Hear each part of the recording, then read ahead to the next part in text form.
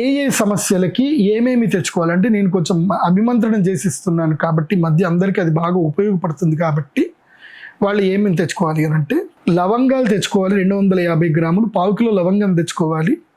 అందరు తెచ్చుకొని ఏం చేస్తున్నారంటే ఏదో దుకాణంలో ఇచ్చినట్టు నాకు ప్యాకెట్లలో ఇస్తున్నారు, అట్లా ఇవ్వకూడదు.